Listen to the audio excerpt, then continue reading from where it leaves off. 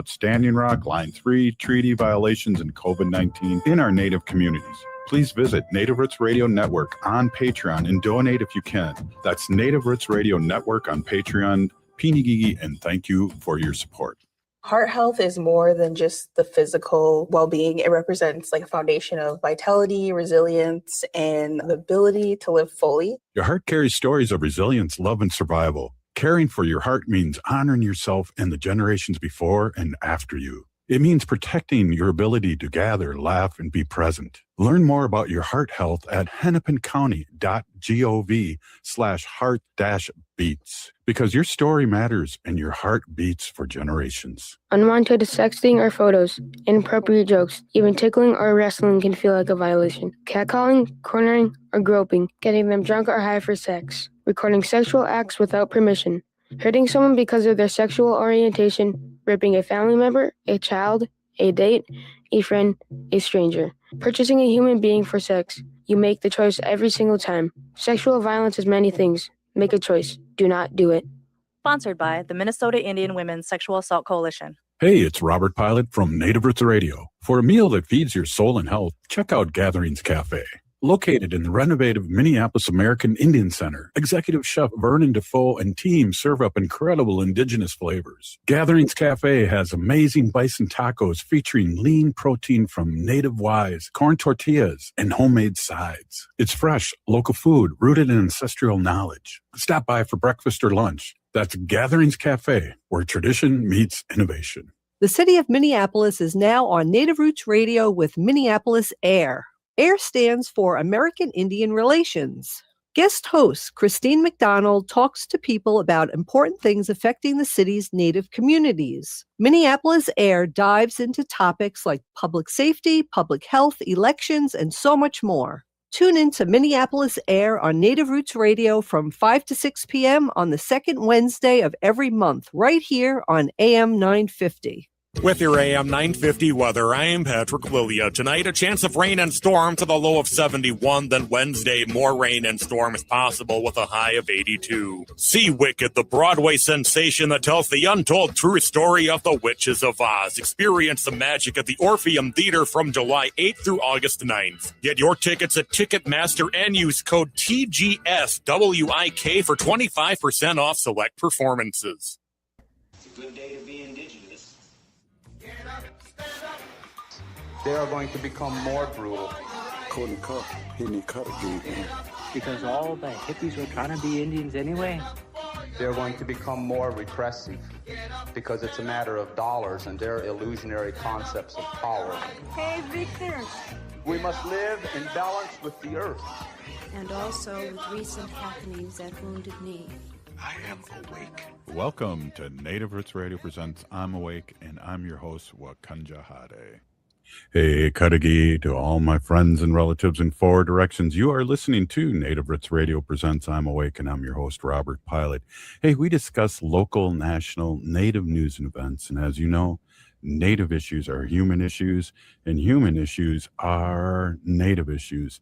Speaking of issues, there's things going on all the time here in our Native community here in the Twin Cities, but all over Turtle Island. And I ran into our friend here, Nikki Love, this past Thursday, and I wanted to get Nikki's insight of what's going on in the community, and she was really open to come on and talk freely about what's happening.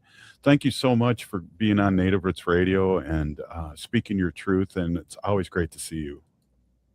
Yeah, bonjour, Robert. Thank you for having me on, and I know you're the one that's like leading the show, but I was just wondering if you wanted to share on Thursday what was the capacity that you ran into me, like what was happening. We're going under a bridge. What was and who was there? And just all of that. That might be a good place to start too. Well, Nikki, as everyone maybe or knows or not knows, Nikki, she wrote in The Circle and wrote a great article in The Circle magazine. And as you know, I'm a chief editor without the headdress, so I guess I'm just managing editor. But I was looking for Nikki after this news conference about our relatives on the streets and how the government and the city and people will be dealing with our relatives. And it was very confusing. And I had some extra magazines I wanted to give Nikki, and I found Nikki. Yeah, there it is, the circle. Found you down talking to a reporter, and I went down there and listened to what you were saying, and followed you underneath a bridge right by where the news conference was, and so talking to our relatives, our unhoused relatives, and talking to the reporter about really what's going on. And we talk about this wouldn't happen in Edina or neighborhoods that other people live in, and our unhoused relatives are struggling, and there's so many different ways. And you were telling their story, so I was eavesdropping on what you were saying. Yeah, thank you, Robert, and thank you for the opportunity too to write in this newly launched version of the circle, because it was cathartic for me talking about, I mean, kind of the underpinning of, I think the mayor in that press conference, and I'll share a little bit more about that press conference for context for viewers, especially that aren't like totally plugged in and don't live in the Twin Cities, but about this not being a housing issue and it's an addiction issue. And my personal stance is, and I love that you put like community activist, because I don't think I am that, but it's like, what do we say? Just like, random lady who cares, or native lady who cares, but right, because so many of us have this very direct lived experience, right? Either some of us have come out of addiction and these circumstances, or some of us are just surrounded, enveloped by it in our families, and in our geographies and where we live. And so anyways, but that the root is not even addiction, right? It has, I was talking about that with those reporters for Care 11. I think one had like an NBC hat on. But anyways, and none of that made its way to any airing. In fact, I'll get to that in a bit. The voices of Native people from that press conference almost weren't heard at all. It was like the mayor and other city leadership were the sound bites, and not much coverage on it whatsoever. But so none of that made its way. So I'm glad that there's a way to uplift and share some of that here. But that the root is identity fracture, all the historical things we've talked about. And so it's silencing people's voices, and they don't know what their identity is. And when you don't know who you are, you don't have agency. And that's where I talk about everywhere. Our people, as we know, are so incredible. They have so much resilience and agency and talent. And it just needs to be activated. And so to think that we're going to like form all these policies to get us out, form all these like very legalistic based interventions, is like, those legalistic interventions can support what really is community, kinship, and breathing life literally back into people, and reminding them, again, I always talk about who did Creator make you to be, and it's not what this whole system has said you are supposed to be. How do we create more civically engaged people? How do we create people that are basically what we're saying are wage workers, right? Mm-hmm. The systems that be the goal for them is that we're wage workers. Yeah. And that's just incongruent. So I'll say, maybe I'll pause there, Robert, but I can get into next. What was that press conference? What was it supposed to be from the perspective, the Native community's perspective, or at least the Metro Urban Indian directors, from what I understand?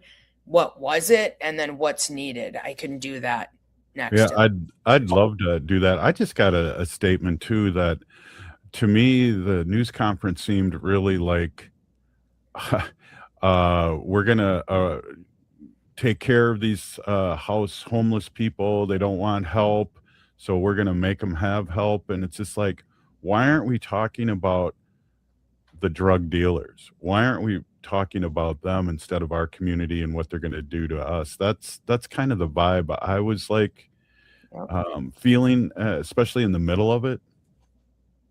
Yeah. And that's where I think it was, at least for me, it was a blind side. Yeah. And I think some of our MUD leadership was invited to speak, right, at that event. And some of our MUD leaders, like our Native organizational leaders, asked questions which weren't aired. You didn't hear the answer or response to them, because it was asking for accountability. But what it was supposed to be was a collaboration where we're talking about it's a complete humanitarian and public health crisis, right? In parts of South Minneapolis, especially in and around Little Earth. What's got media attention, is even like one of the daycares at Little Earth, Baby Space, where a lot of our kids go, our friends' kids go. You could just see it. I had my friends' kids for a few days that week, and dropping them off and picking them up. It just was like there were needles everywhere. It was incredibly unsafe. There were people fighting, people not in their right mind.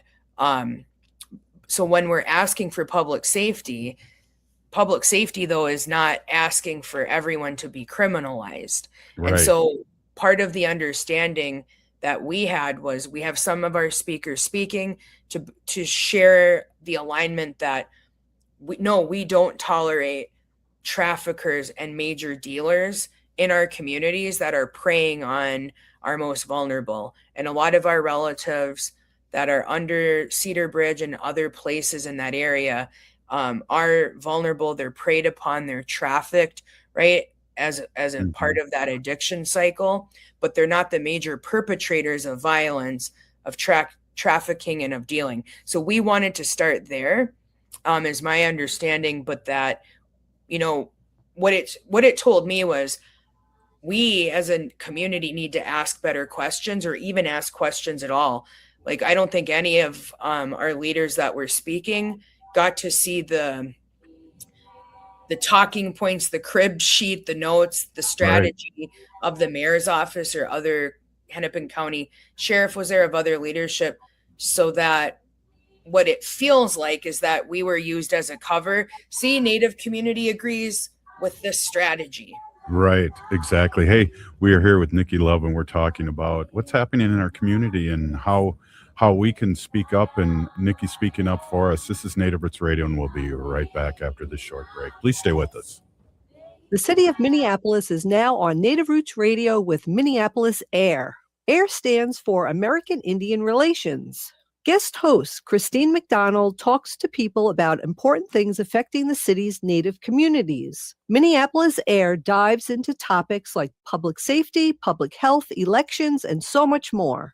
Tune in to Minneapolis AIR on Native Roots Radio from 5 to 6 p.m. on the second Wednesday of every month, right here on AM 950.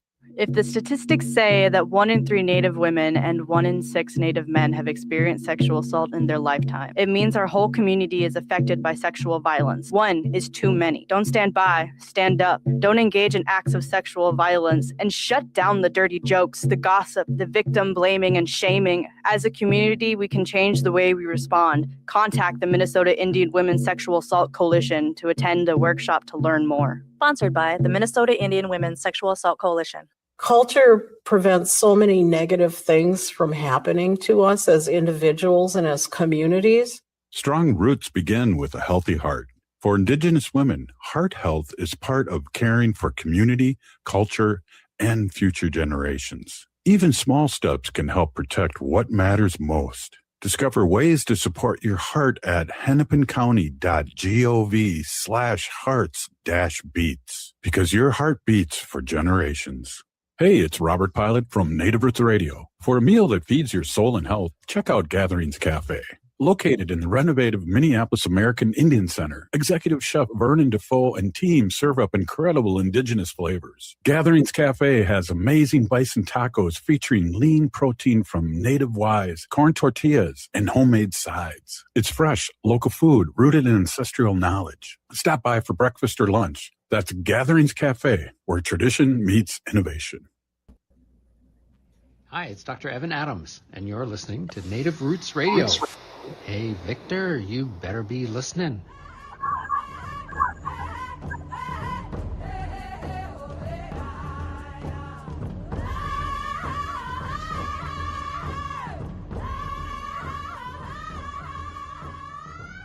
Hey, welcome back to Native Roots Radio. This is Robert Pilot, and we're with our friend here, Nikki Love, and we're kind of talking about not only what happened this past Thursday at the news conference, and I really like how Nikki kind of framed it, is that we were there to be complicit to what the thoughts of the city and the county and the police want to do in our community, and I really think this is such an important conversation. Nikki, thank you so much for coming on and talking us through this. This was kind of, I'll let you take over because I'm still kind of like shocked at what happened and what went down.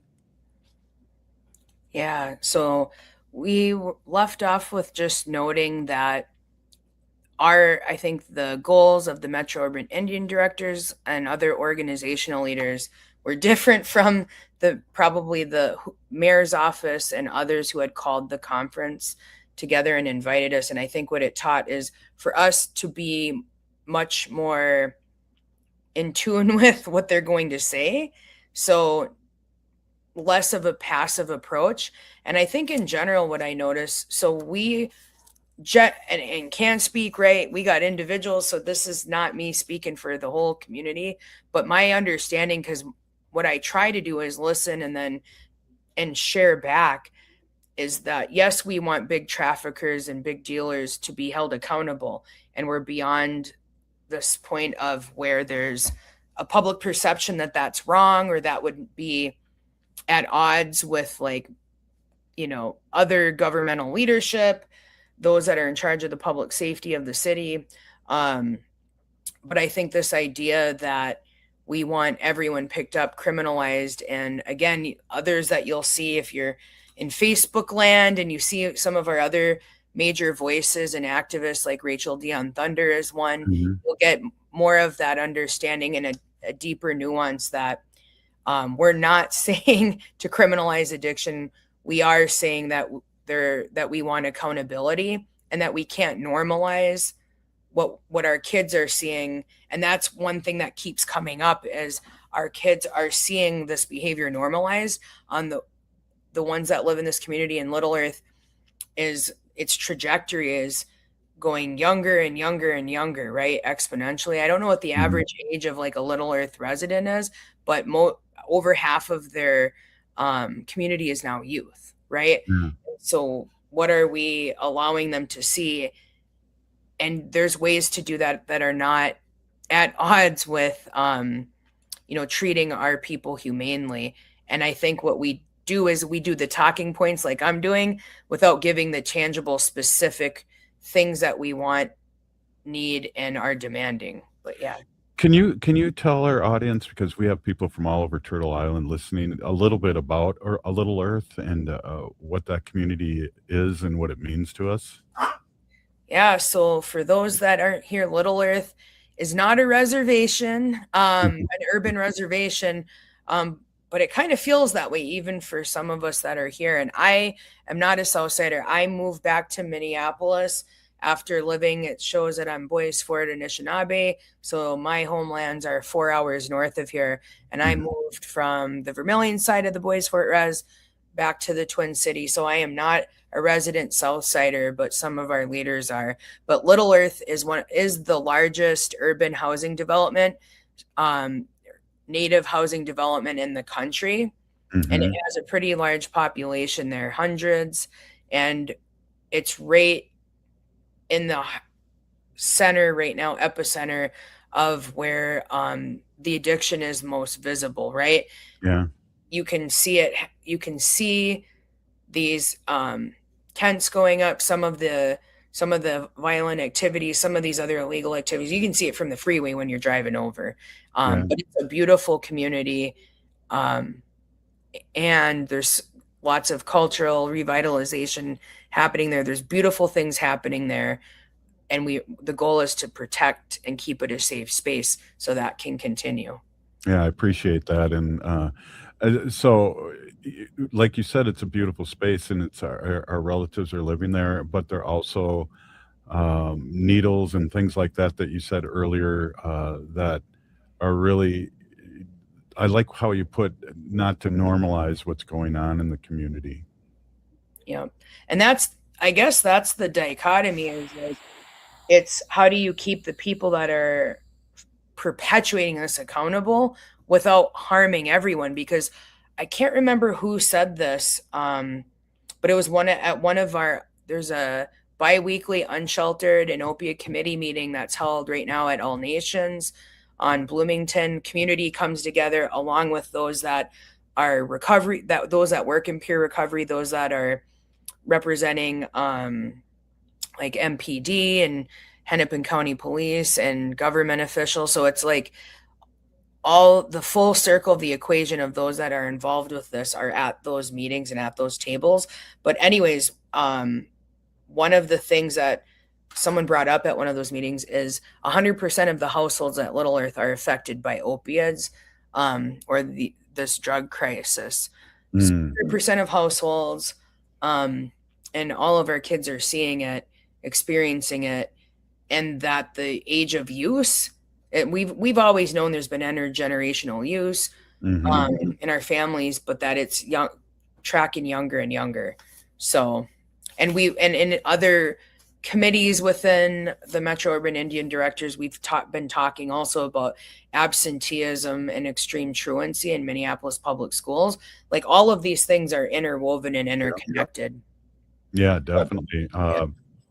If you're fearful to leave your house for whatever reason, if it's happening in the house or happening outside your house, it is a real thing. And as you know, I was a teacher in St. Paul Public Schools and had the first all-native homeroom in St. Paul, and not everything kind of looks cool on the outside of our young ones, but if you start asking questions, everybody, like you said, is affected by something, and we know too, just the statistics of 1 out of 3 Native women will be abused one way or the other, and that's if you're in a powwow and looking at our dancers and doing 1 out of 3, it's very sad and sickening. So we need to talk about this kind of stuff, Nikki. Yeah, we do. And I think one thing we always talk about, I probably brought it up here years ago on this issue, 3 years ago when we were talking about encampments. Yeah. But one thing that's like, no one's in support of encampments even then. And I don't think that was a really clear understanding 3 years ago, but it is a clear and shared understanding, but that there is a safe space that's needed, because this sweeping and shuffling around, that's been the response, and people have nowhere to go. It makes no common sense. And this is where I've said on my own personal live feed on my Facebook page, common sense is not the rule of the day right now, which is sad, but so that these things could still be happening. And people have brought up specific locales. Some people have said, what about, I think it was under the Shelby Bridge, might have been one. What about the Smith Foundry site? And there could be millions of reasons to not do either of those. People are at odds. There's always going to be an oppositional opinion. But is there one that has enough collective will, I guess, behind it? Because right now what I'm seeing also is just the inertia. There's an inertia on our side as well. Well, just let these ones that are habituated with public speaking speak.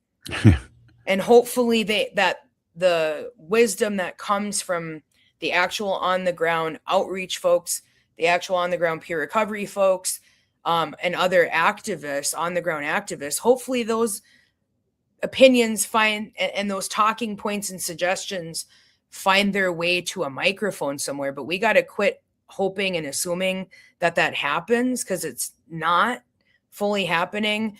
And I think what the taste that's left in all of our mouths after Thursday's press conference is also that our community has great ideas, but are we in our approach being strategic enough. So there's a little bit of a passivity. There's a little bit of a not wanting to step on certain people's or organizations or toes, right? I think there's like when you play volleyball, right? When you set it, someone's got to call it, like who's calling it? And that we're not giving enough tangible asks. So there are these committees, there are groups where, you know, this multi-jurisdictional task force that's meant to be looking at coordinated responses around this issue, around public safety, that it's not responsive enough. It's not fast enough. And I think there's still this inertia that we have not been emboldened. And I want to just say we should be emboldened to bring our ideas forward, because just backdooring it to another leader, Native or not, obviously it's not working. Hey, we are here with Nikki Love, our community activists and in the boots on the ground, and we're really. I'd like to get you on one more segment, maybe talk about solutions of what somebody like me can do, or people listening to the show, and how we can really support our relatives. And I really appreciate you speaking your truth. Can you stay on for one more? Oh yeah, for sure. Right on. Hey, this is Native Roots Radio, and we'll be right back after this short break. Please stay with us. Ho!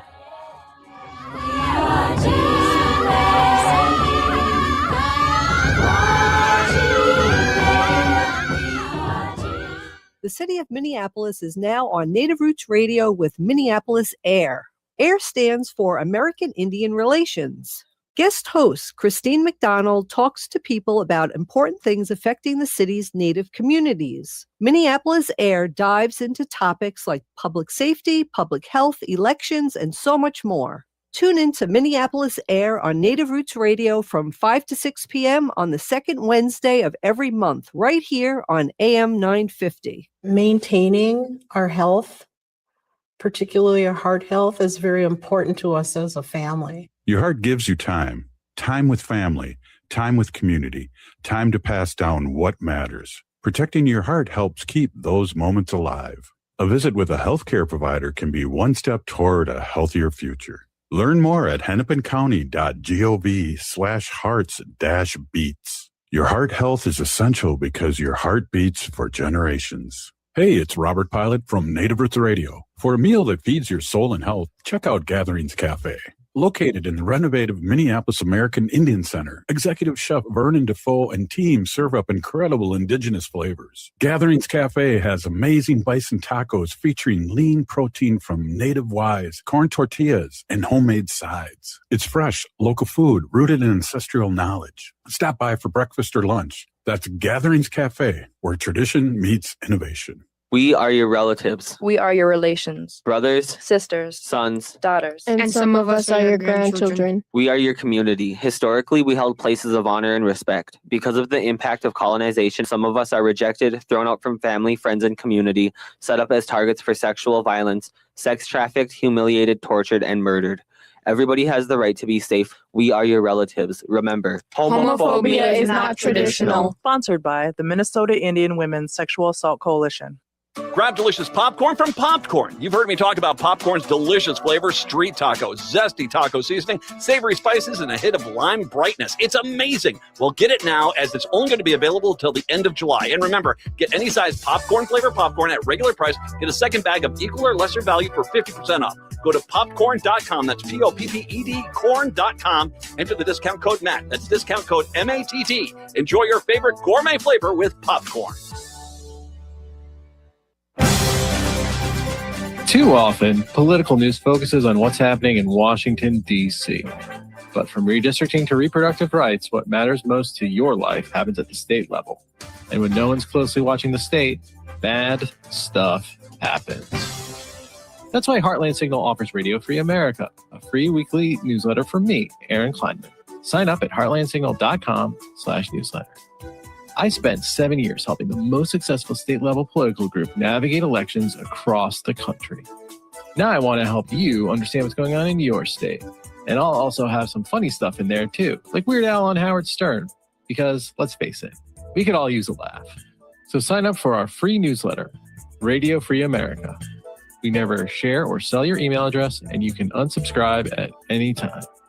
Sign up now at heartlandsignal.com/newsletter.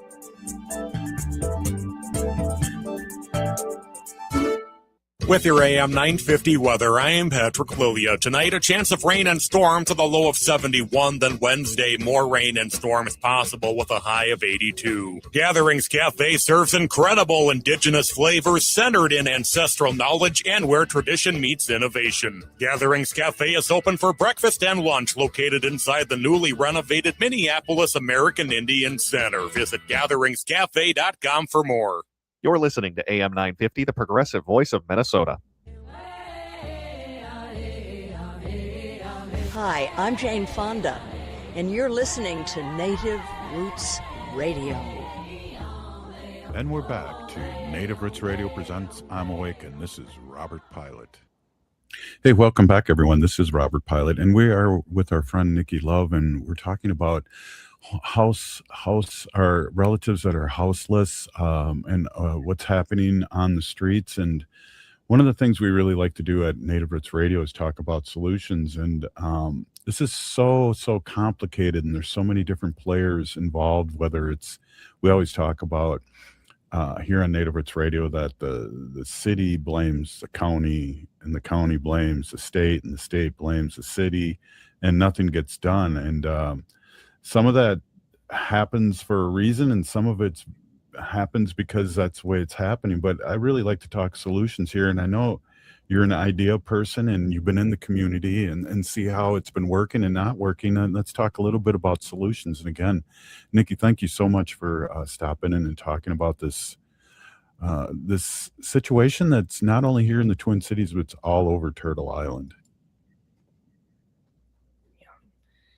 Yeah, it's much deeper, like we said, much deeper than a housing issue, much deeper than a drug issue. And I think that's how it needs to be understood in like holistic parts. And one of the things when we were just offline talking about like what do solutions look like, I think one is an anti-solution, I think is what I was talking about, is thinking that the powers that be have the solution. But our community itself, we have people that have incredible expertise. We have people that have the lived experience. We have organizations that have been working on and in these communities for decades. But one thing that's left is there's not, like maybe even said it in an earlier segment, there's someone that needs to hold the strategy. There's someone that needs to help keep the focus. We have amazing organizers.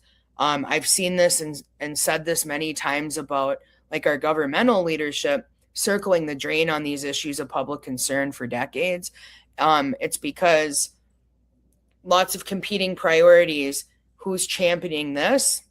It needs like a quarterback. If you want to think about it, I mentioned that we have lots of talent, and you think about all these people out on the field that have solutions, incredible ideas. But you need a quarterback that's calling the plays, someone that's organizing and kind of being the connective tissue between multiple different groups around our peer recovery folks that are not affiliated with an organization. You need those that are doing outreach that are affiliated with organizations and have different sets of access points and resources. You need those that I know I have friends that one now she's become, just this last week, she started a week ago today, she's working in a diversion program where she used to live at the Wall of Forgotten Natives. She used to live in some of these encampments, and she is now actively working with those that have been arrested in these diversion programs to set them up on a pathway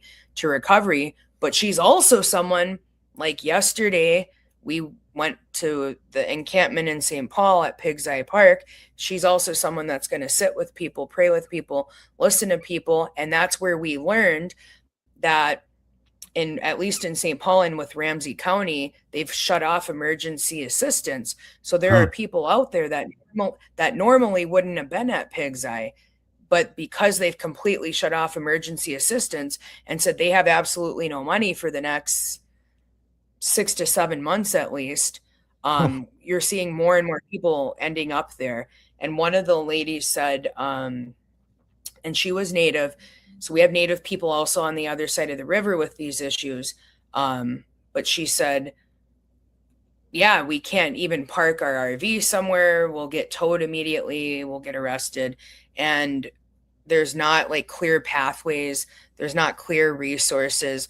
And so part of what we hear in this jurisdictional Foursquare, at least in the South Side, where we work more with Hennepin County, is that there's like no resources, who's in charge, and it's like a fumble. So it's easy for us to point at government and say, quit pointing at each other and fumbling, but respectfully, we got to do that too. Yeah. And so, I like talking about somebody, the point person or the quarterback, to get things done, and also be able to decipher and listen to our boots on the ground, and what they're doing. That's a beautiful thing that you said, because I know, like, one of the best things that happened years ago, I've been sober for 41 years, but the drug counselors, when you go to treatment, are sober too, and 90% of the time now. And you listen to them because they know what you've gone through. They not only have empathy, but they know what you have gone through, and that gives a person that needs help really a more understanding, in a sense of really this person gets it. And so there's a combination of so many things. This is really hard, and I'm glad we're talking about this, Nikki. Yeah. And it's kind of like, and my sister said this, and she ultimately didn't get out of that cycle, right? That's what I wrote about, and I wrote about that, so I'm not going into that now. But one thing that she says, and I just put it on repeat, the pain of change has to be less than the pain of staying the same. Right. And so one thing that we've noticed is a lot of people, I mean, this is just me on the sidelines and not speaking for any organization. This is just Nikki. I'm like, okay, so I'm seeing like at the press conference, these people don't want to stand and talk over next to these people because this one thinks they did this and appropriated money in this way.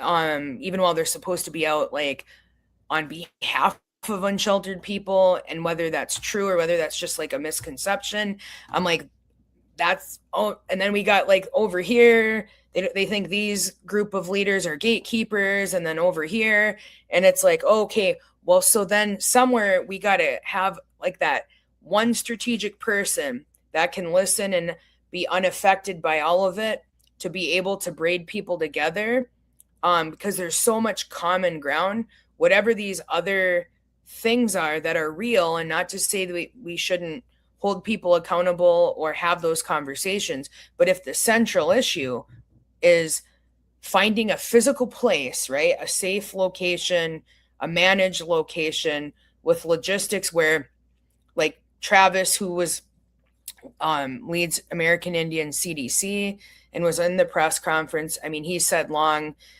for a long time, his experiences, there's a fraction and a percentage of the folks that are ready for treatment, ready to receive services. So we focus all of our attention and resources there, but we're not doing anything to address the ones that truly aren't ready or aren't wanting those services right now.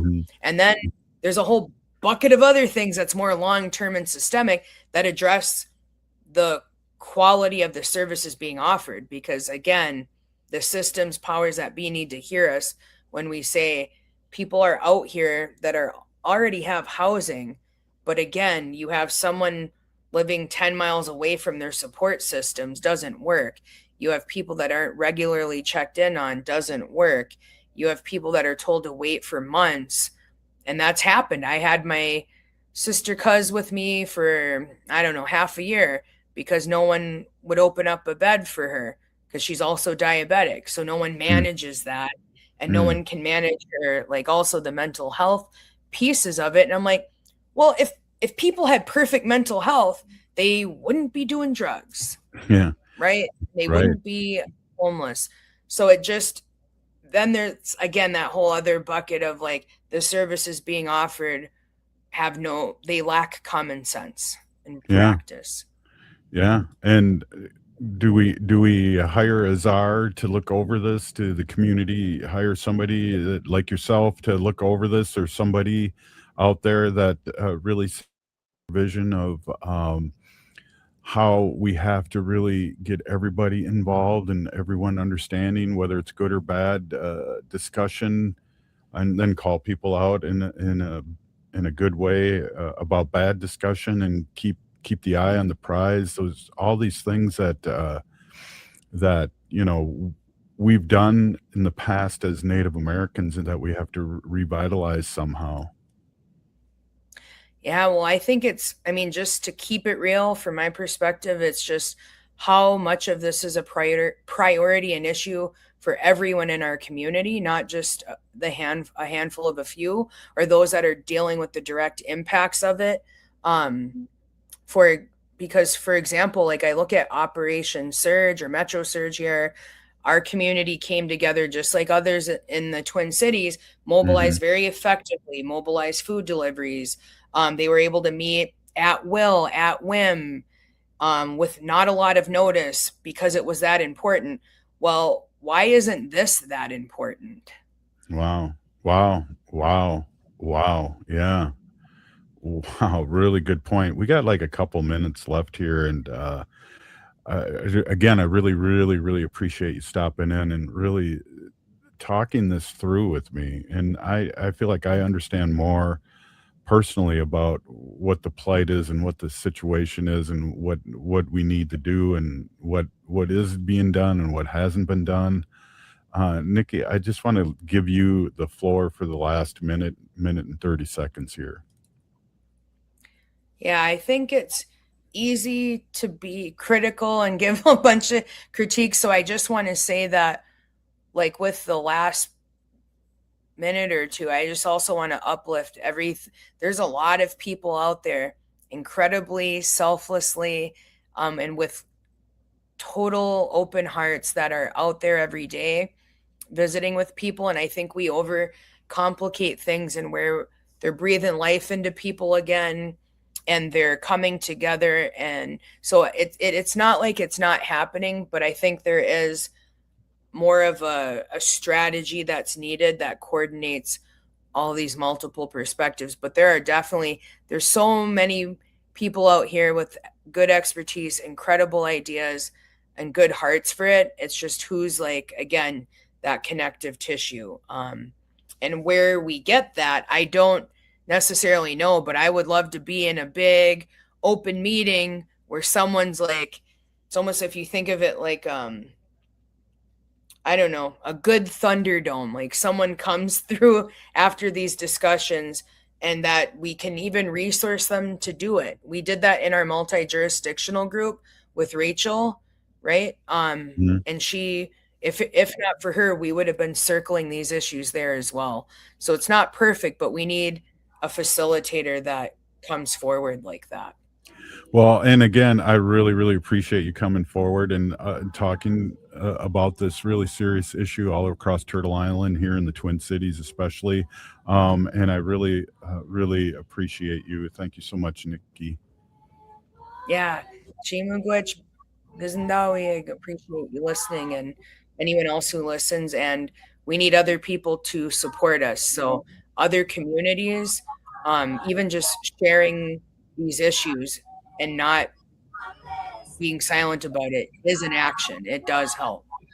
Perfect. Hey, great way to end it. We'll be right back. This is Native Roots Radio.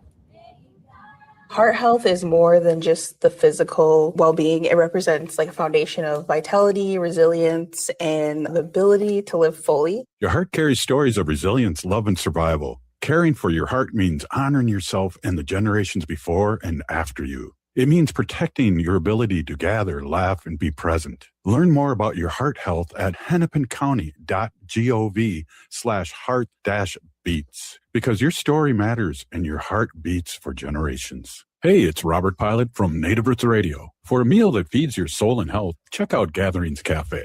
Located in the renovated Minneapolis American Indian Center, executive chef Vernon Defoe and team serve up incredible indigenous flavors. Gatherings Cafe has amazing bison tacos featuring lean protein from native wise, corn tortillas, and homemade sides. It's fresh, local food rooted in ancestral knowledge. Stop by for breakfast or lunch. That's Gatherings Cafe, where tradition meets innovation. I heard sex trafficking happens a lot in Indian country. What is that? Here are some of the real reasons why sex trafficking happens in Indian country. Unequal gender roles that were forced on us by colonization. Communities don't have enough resources. Silence around domestic and sexual violence. Lack of attention and justice for missing and murdered Indigenous people. There's a lot of behavior that keeps our communities out of balance. These are just a few true reasons why Native communities are targeted by traffickers. When these acts of violence happen in our communities, it opens us all up for exploitation. Sponsored by the Minnesota Indian Women's Sexual Assault Coalition. The city of Minneapolis is now on Native Roots Radio with Minneapolis AIR. AIR stands for American Indian Relations. Guest host Christine McDonald talks to people about important things affecting the city's Native communities. Minneapolis AIR dives into topics like public safety, public health, elections, and so much more. Tune in to Minneapolis AIR on Native Roots Radio from 5 to 6 p.m. on the second Wednesday of every month, right here on AM 950.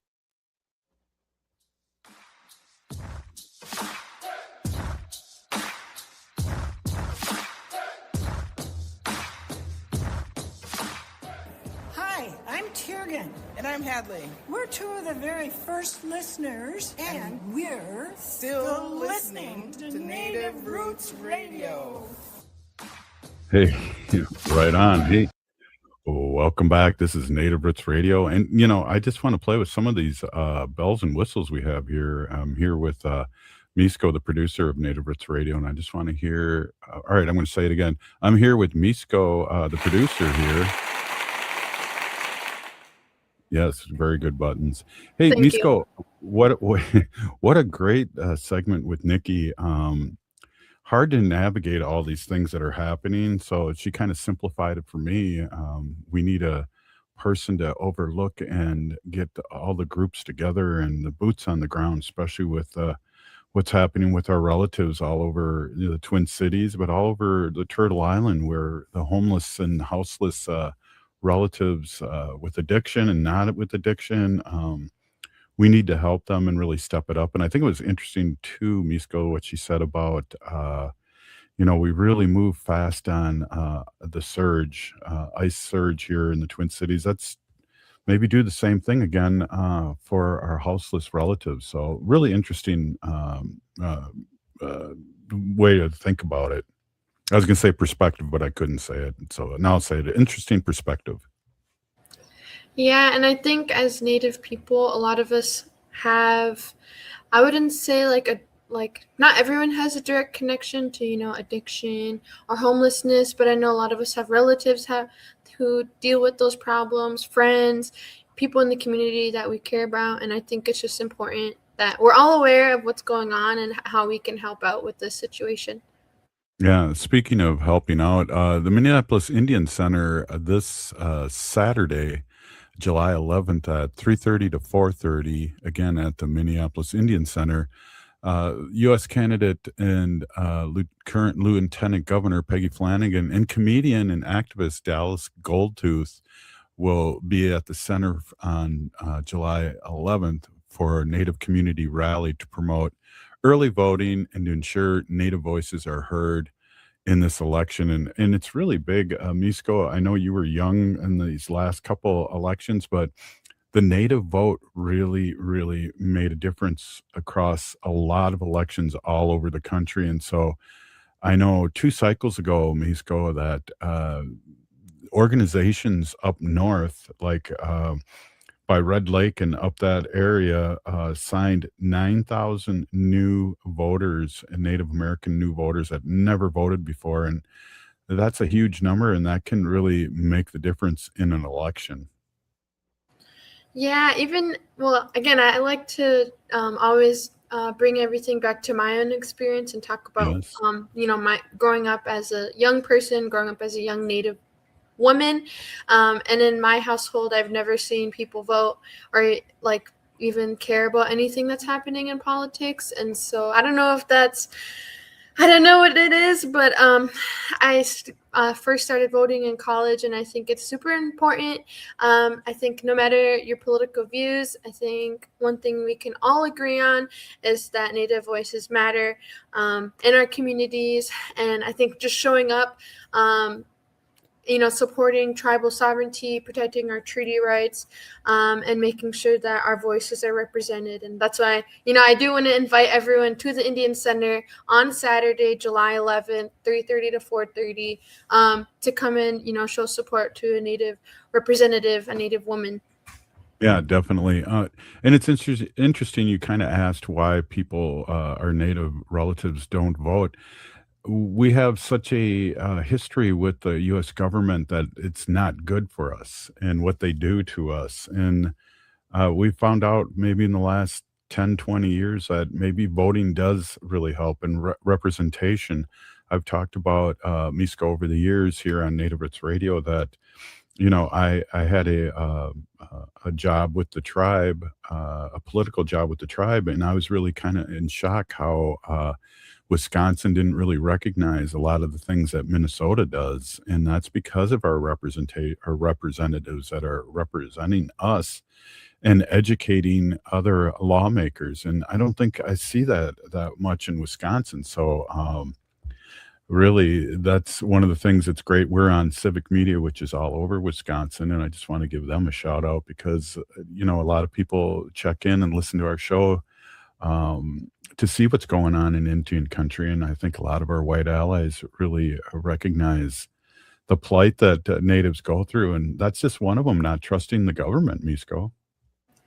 Yeah, and the 4th of July just happened, and that is what is it, celebrating our independence from Britain as America, but as Native people, we were here long before these treaties were made. This is where our homelands are, where our origin stories come from. And again, it's important for our allies to know that. And then again, for Natives to vote and get their voices heard, because oftentimes we think, oh, we're only 1%, 2% of the population, our voices don't matter. But it really does when we all, come together, go out and vote and try to have our voices heard so people understand kind of what we're going through and environmental, issues that need to be addressed. Yeah, I agree. And I don't know, since the last census, and I think our numbers have gone up, I think people that, and especially, Native people have a history of hiding from the government. And whether it's a removal, like Ho Chunk had been removed 6 times, we had a Trail of Tears of our own, and part of the tribe ended up in Nebraska, and then a lot of people came back to the homeland in Wisconsin. So there's places to hide, and so the last census, I believe, a lot of people came out of hiding, so to speak, and were engaged in this and being double citizens of your tribe and of this country. If you don't have a table or a chair at the table, Miisko, what's being served on the table. And that's why we need to, if we don't have a chair, pull up a folding chair and get involved and speak your truth. And I believe that's what we try to amplify here on Native Roots Radio. Yeah, I really appreciate, Native Roots Radio and AM 950 and all the guests that we have on, because again, as Native people in this world, we have to live in two worlds. We have to get an education and survive, navigating the system, but also we have our own cultural and historical knowledge, the knowledge of the land, the knowledge of our language, the knowledge of our ancestors that we carry on.